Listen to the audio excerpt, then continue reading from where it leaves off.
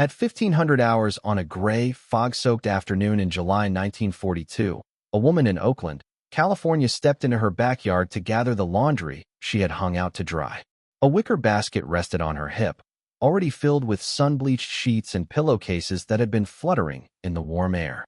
The breeze rolling in from the bay muffled the first sound of the approaching aircraft, but she felt it before she heard it. The ground began to tremble under her feet. What started as a distant vibration swelled into a thunderous roar that shook the glass in the window frames. A sudden shadow swallowed her garden. An enormous twin-engine airplane blasted over her house at such a low altitude that the propeller wash struck her chest like a shove. The blast of air ripped the linens from the clothesline. Damp fabric spiraled across the yard, slapping into dirt and grass. The aircraft did not climb away. Instead, it rolled sharply, sunlight flashing off its polished wings, and pointed its nose toward the Golden Gate Bridge. In the cockpit sat Second Lieutenant Richard Bong, grinning like he had just found an open field back home. He was 21 years old, raised on a farm in Wisconsin, and he handled a 7-ton fighter the way other men handled a tractor. He was not following any standard traffic pattern. He was flying loops around the Golden Gate Bridge, diving beneath the span, then climbing back over the cables. Cars scattered below. Commuters froze on the roadway. He rocked his wings at startled pedestrians and waved at tourists who could not believe what they were seeing. To Bong, it was not a stunt. He called it practice. He was pushing the limits of the P-38 Lightning, an aircraft many believed was too large, too heavy, and far too complicated for a young pilot. The Army Air Corps had a different view. They did not see a natural talent. They saw trouble.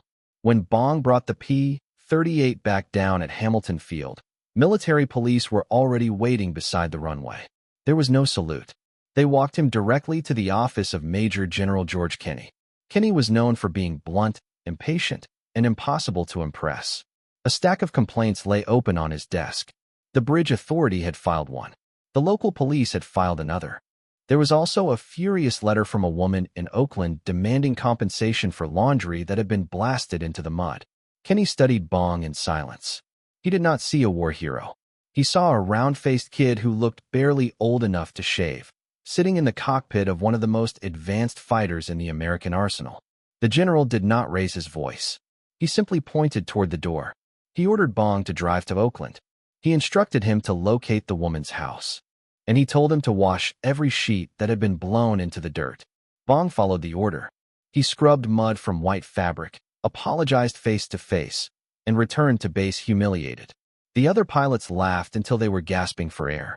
They nicknamed him Bing Bong. They called him reckless. Many assumed he would not last long, predicting he would either wreck an airplane during takeoff or be shot down in his first real fight because he ignored discipline. The instructors agreed. The so-called experts agreed. Richard Bong, they said, lacked control. He was unpredictable. And in the Pacific, unpredictability did not earn decorations. It got pilots killed. The men waiting in the skies over New Guinea were not irritated homeowners. They were experienced Japanese aviators who had been fighting since Pearl Harbor. By late 1942, one aircraft dominated the Pacific, the Mitsubishi A6M Zero. It was almost weightless. Its structure relied on thin metal, fabric surfaces, and minimal reinforcement. There was no armor protecting the pilot. There were no self-sealing fuel tanks. The design focused on a single advantage, maneuverability. A Zero could pivot almost instantly. It could circle tighter than any American fighter in service. If an American tried to match its turn, the outcome was predictable. Physics decided the fight. The Japanese aircraft weighed roughly half as much as its American opponents. It could carve inside their turning radius and fire a 20mm cannon shell into a cockpit before the other pilot fully understood the danger. Flight manuals treated the Zero with caution bordering on fear. Every pre-mission briefing repeated the same rule. Never engage a Zero in a turning fight. Stay above. Dive at high speed. Fire once. Then climb away.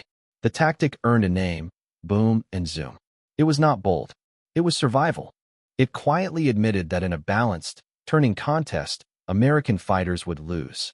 The prevailing belief was simple. If a Zero locked onto your tail, you were finished. You could not outturn it. You could not shake it loose. Your only hope was to use engine power to dive away faster than it could follow. That was the situation Richard Bong stepped into when he reached New Guinea. Wrecked P-39s and P-40s lay scattered across jungle clearings, silent evidence of pilots who had tried to match the Zero's agility and paid for it. Then there was the P-38 Lightning. It did not resemble a traditional fighter. It looked like a design experiment. Two long tail booms stretched back from twin engines, with the pilot seated in a central nacelle between them. German pilots would later call it the fork-tailed devil. American ground crews had less flattering names. The airplane was large. It was heavy. It required constant attention. It consumed fuel at an alarming rate. Next to the compact and graceful Zero, the P-38 felt oversized and awkward. Officers in the mess hall often shook their heads at it. They argued it was too bulky for close combat. They pointed out that two engines meant a larger silhouette. They complained that the rearward view was limited by the engine housings. Yet size was not the only issue. The real constraint came from doctrine. The rulebook insisted that the P-38 be flown the same cautious way as the P-40. Respect the Zero's turning ability. Avoid risk. Follow the manual. Richard Bong did not think that way. In a humid tent buzzing with mosquitoes in the New Guinea jungle, he studied the technical drawings of his aircraft. He compared the specifications of the Zero with those of the P-38. He examined engine power, climb rate, and weight. And as he worked through the numbers, he noticed a detail the authors of the manuals had overlooked. Perhaps the men who wrote the manuals had noticed it. Perhaps they simply did not trust it enough to rely on it. The answer sat in the front of the airplane. Most American fighters carried their guns in the wings. The P-51 Mustang, the P-47 Thunderbolt, the P-40 Warhawk all followed the same formula. 3 guns on one wing, 3 on the other. That arrangement created a geometric compromise.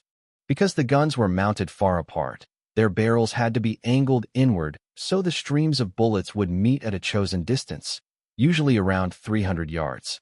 At that range, all 6 guns struck together.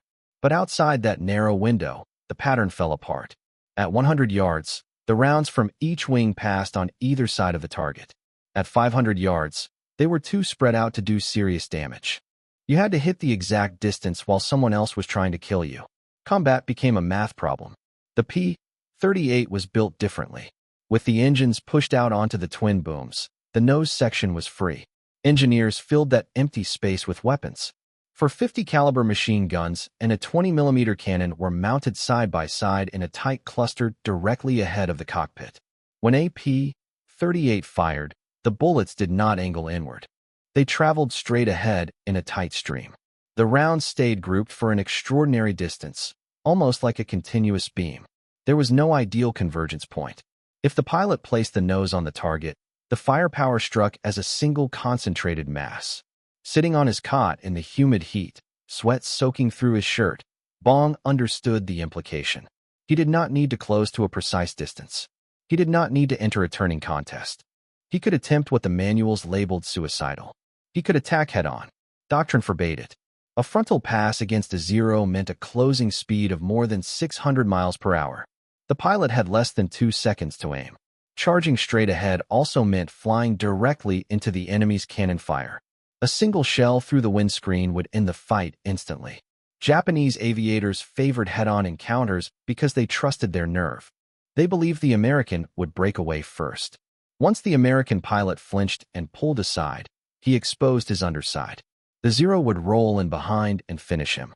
Japanese pilots were accustomed to facing wing-mounted guns. They knew that at very close range there were gaps in the incoming fire. They could slip between the streams. What they did not account for was the P-38's nose battery. They did not know that Bong would be firing from a tightly packed cluster that did not spread. He made up his mind. The next time he saw a Zero, he would not dive away. He would not extend and escape. He would drive straight at the enemy's propeller and hold the trigger until one of them disintegrated. The other pilots warned him he was asking to be killed. They said the Zero would tear him apart before he could react. They said Japanese aviators did not hesitate. Bong did not argue with them. He climbed into the cockpit, ran through his checks, and rolled toward the coral strip. He intended to test the idea himself. The young lieutenant who once washed mud from laundry was about to gamble with his life. To see why his approach sounded reckless, you have to picture the aircraft he flew. The P-38 Lightning was enormous by fighter standards. Surrounded by sleek single-engine planes, it looked oversized and industrial. Fully loaded, it weighed close to 8 tons. Two Allison V-12 engines roared behind the pilot, consuming fuel at a relentless rate. The wingspan was wide enough to shade a jeep. The cockpit pod sat suspended between the engines. The noise and vibration were constant, strong enough to blur vision and shake teeth. It did not feel delicate or precise. It felt blunt and powerful. In 1942, blunt power was not considered the right tool against a Zero. The Japanese aircraft was light, responsive, almost fragile in appearance, yet extremely hard to trap in a turning fight.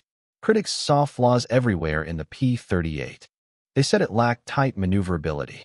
They said it was too large to hide. They warned that losing an engine during takeoff could cause catastrophic torque and flip the aircraft. But those criticisms assumed it should be flown like other American fighters.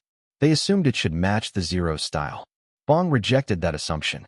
What interested him was not the airframe size or its twin engines.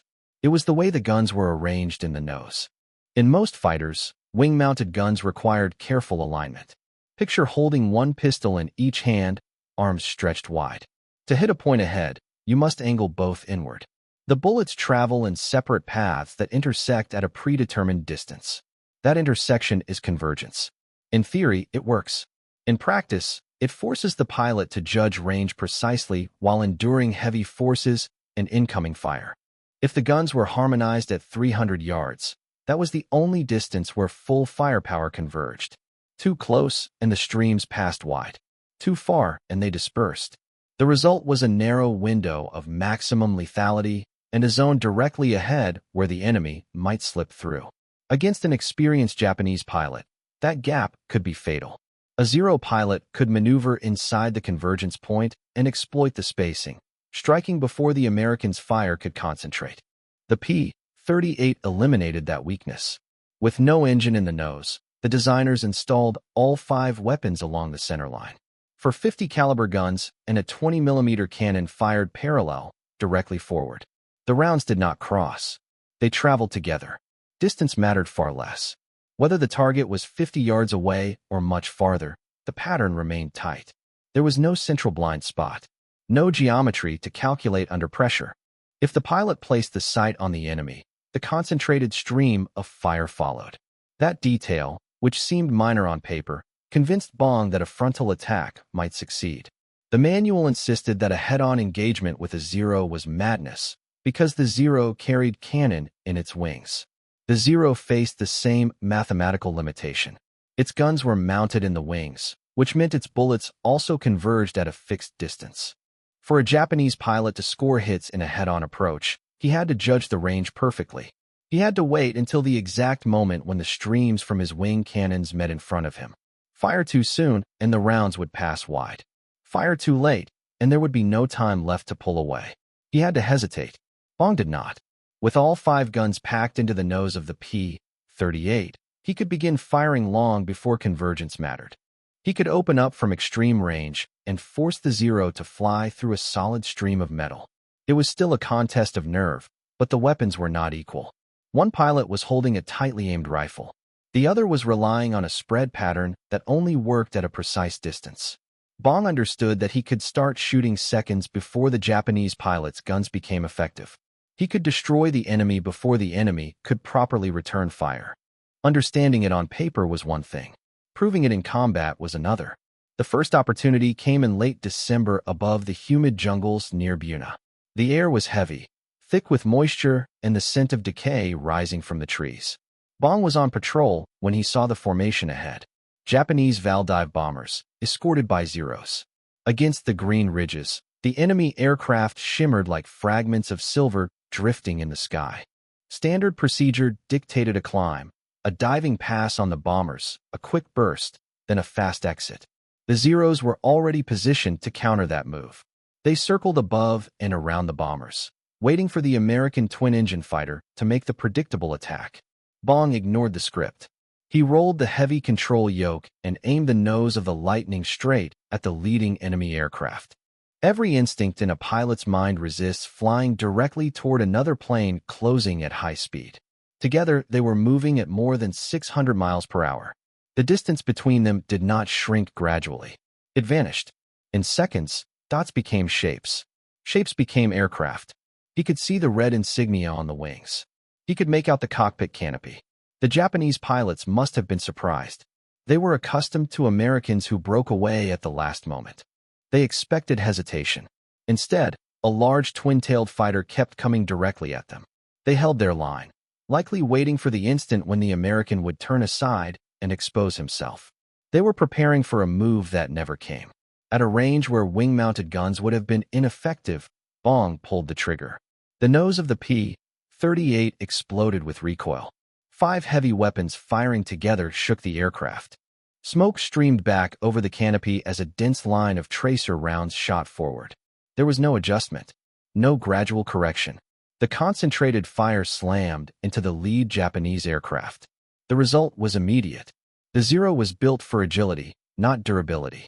It carried no armor strong enough to stop 50 caliber rounds, and certainly nothing that could withstand a 20mm shell. The incoming fire did not simply damage it. It tore it apart. The engine shattered. Structural supports failed. Pieces separated under the impact. One moment it was intact. The next it was a cloud of flame and fragments. Bong flew through the debris, hearing bits of metal strike his own wings. He did not linger. He pulled back, using the weight and speed of the P-38 to climb hard into the cover of cloud. When he glanced behind, he saw burning wreckage falling toward the jungle.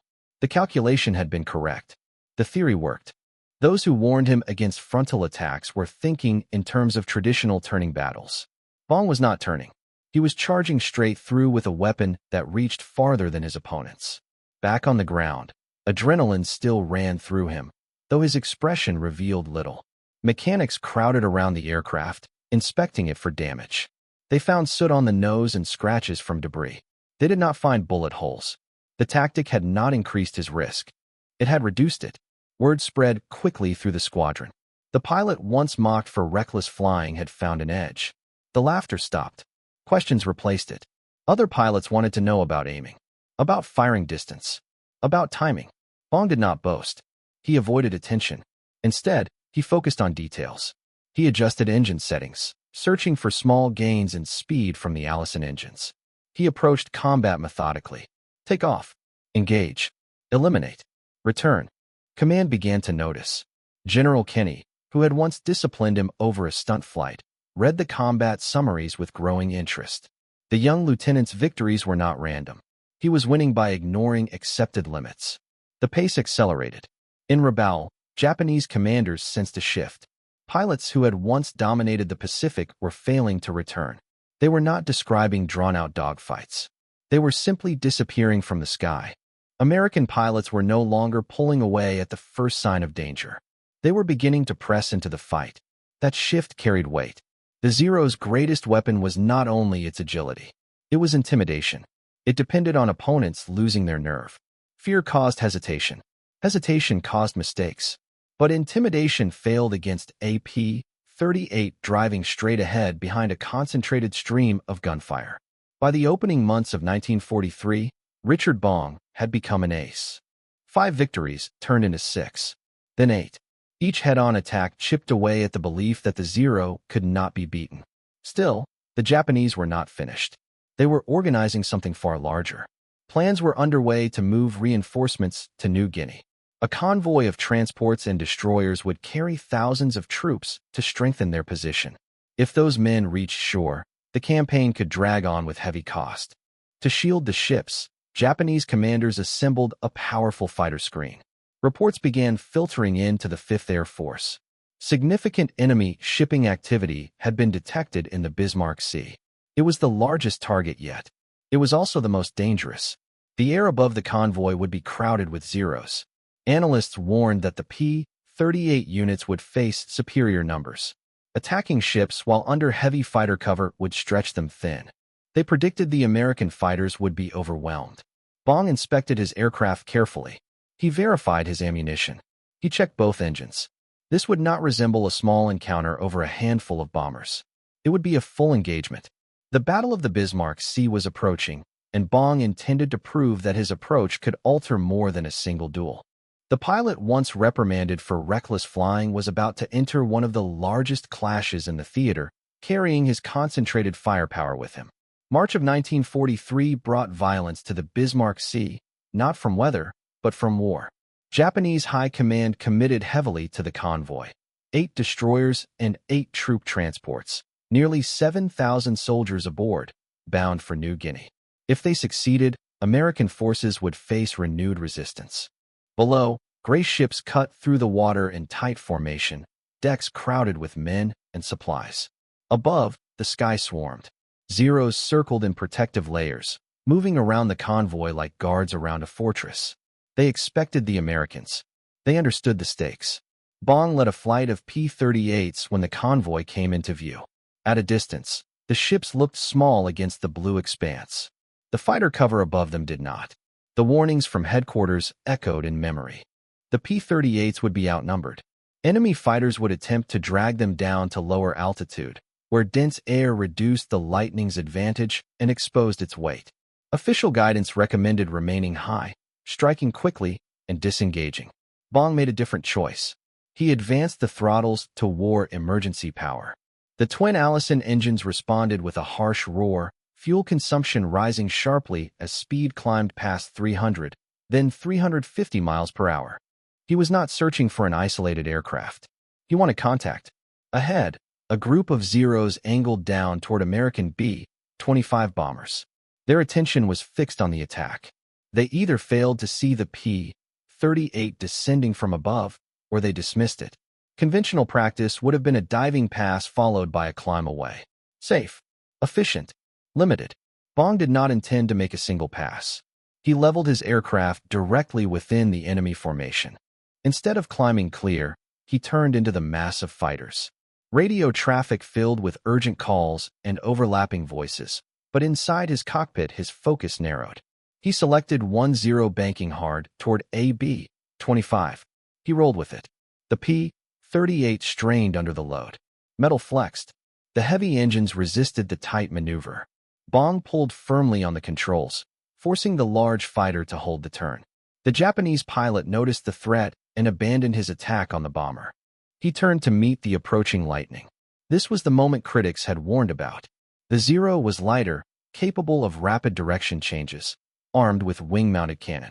The P-38 was larger, more stable, and built around power. They faced each other head-on. Closing speed compressed the distance quickly, the sea below reduced to a blur. The Japanese pilot likely expected the American to veer away before the final seconds, to avoid collision and incoming fire. If the American broke off, the Zero could pivot sharply and position for a shot at the Lightning's underside. That was the established pattern. It was a maneuver Japanese pilots had practiced endlessly. They called it spirit. They believed they possessed the resolve to hold steady while Americans would blink first. They trusted courage over calculation. Richard Bong was not relying on courage. He was relying on numbers. He understood exactly what the concentrated guns in the nose of his aircraft could deliver. He did not wait for the enemy to close. He did not wait to distinguish the pilot behind the canopy. At nearly a mile out, a distance most fighter pilots would consider useless, he pressed the trigger. The P-38's nose erupted. For 50 caliber machine guns and a 20mm cannon fired together, sending a harsh vibration through the control column and into his arms. Smoke streaked past the canopy as a dense stream of rounds surged forward. It was not scattered fire. It was a compact mass of metal moving at tremendous speed. The Japanese pilot was likely still waiting for his own convergence distance, expecting to fire when the gap narrowed to a few hundred yards. Bong began at 800. The impact was decisive. Heavy rounds struck the Zero's engine housing with overwhelming force. There was no gradual damage. The engine failed instantly. The propeller tore free. Unprotected fuel ignited. The aircraft did not descend in a controlled spiral. It detonated into flame. Bong maintained course, flying straight through the expanding cloud of smoke and debris. Heat flared against the windscreen. Ash and residue coated his wings. He emerged on the other side, checked behind him, and found clear air. His instruments showed no warning lights. He searched for the next target. The battle over the Bismarck Sea was continuous and violent. One engagement blended into the next. He swung the P-38 around, trading speed for position. Another Zero was climbing, trying to gain altitude and reset the fight. Bong pulled back and followed. Despite its weight, the Lightning possessed strong engine power. The twin Allisons strained upward. The Zero pilot must have been surprised to see the larger aircraft still climbing behind him. Bong fired a short, controlled burst. He did not waste ammunition. The round struck near the wing root. Structural failure followed almost immediately. The wings separated, and the aircraft spun downward toward the water. Bong leveled his plane, breathing hard. Inside the cockpit, the temperature was extreme. Sunlight poured through the plexiglass. Heat from the engines rose through the floor. His gloves were slick with sweat. His hands ached from gripping the controls, but his focus remained sharp. Below, American bombers attacked the convoy at low level, skipping bombs into the hulls of transports. Ships were burning. Survivors were abandoning vessels into oil-streaked water. Anti-aircraft fire burst in black clouds. Tracer rounds cut across the sky. Amid the chaos, Bong continued applying the same principle. He was not attempting elegant maneuvering. He relied on firepower. Another Zero flew low, strafing American airmen in the water. The sight hardened his resolve. He rolled inverted and began a steep dive. Airspeed climbed past 400 miles per hour. The controls grew heavy. At high speed, aerodynamic forces could lock the P-38 in a dive, a phenomenon pilots feared. Exceed the limit and recovery might become impossible. Bong felt the warning signs in the vibration of the controls and the buffet along the tail. He held just below the edge. The Zero pilot below remained focused downward, firing at men struggling in the sea. Bong opened fire from above. Gravity aided the rounds. The concentrated stream tore through the Zero from canopy to fuselage. The structure failed midair. The aircraft broke apart, fragments falling harmlessly into the water. He pulled out sharply. The force pressed him deep into his seat. His peripheral vision dimmed as blood drained from his head. The pressure suit tightened around his legs, fighting the effects. He steadied the aircraft at low altitude. A quick glance at his gauges showed fuel running low. Ammunition was nearly spent as well. He prepared for one more engagement, if necessary. But the sky was beginning to clear. The Zeros were breaking away now. Below, ships were burning and listing. What had seemed impossible that morning was unfolding in plain view. Bong turned back toward base. The engines settled into a steady pulse.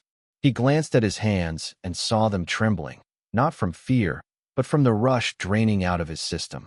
He had charged straight into the enemy formation.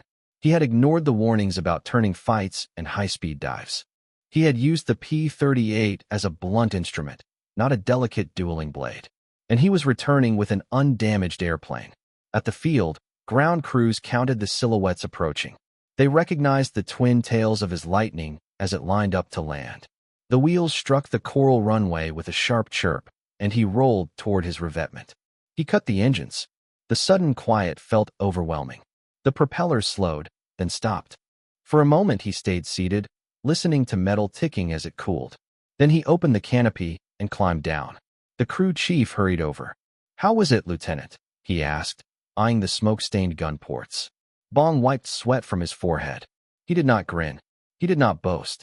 He pointed to the nose of the aircraft. "Reload it," he said. "We're not finished." He walked toward debriefing without another word, parachute slung over his shoulder. The mechanics studied the aircraft, the darkened gun barrels, the absence of bullet damage, the soot streaking the paint. The jokes were gone. Inside the tent, officers who had once doubted him sat in silence. The young pilot from Wisconsin had not merely survived the Bismarck Sea engagement. He had helped dominate it. He had taken a tactic labeled reckless and turned it into an advantage. And he was only getting started. The Bismarck Sea marked a shift, but for Bong it was simply another mission. His name began to carry weight across the theater. By 1944, no one laughed when Richard Bong was mentioned. From New Guinea to the Philippines, his reputation traveled ahead of him. He did not cultivate theatrics. He did not decorate his aircraft with dramatic markings. Instead, he painted an image of his girlfriend, Marge, on the nose of his P-38 and continued flying. Other pilots saw him as steady, almost mechanical. He did not appear burdened by pressure or odds.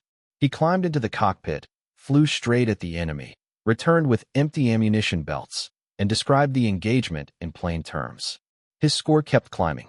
During the First World War, Eddie Rickenbacker had set the American record with 26 confirmed victories. For years, that total stood as a benchmark few believed could be matched in modern air combat. Contemporary warfare was faster and deadlier. Many assumed no pilot would approach that figure again. Bong surpassed it without hesitation. 26 became 27, then 30, then 35. Japanese aircraft fell at a pace that forced recognition.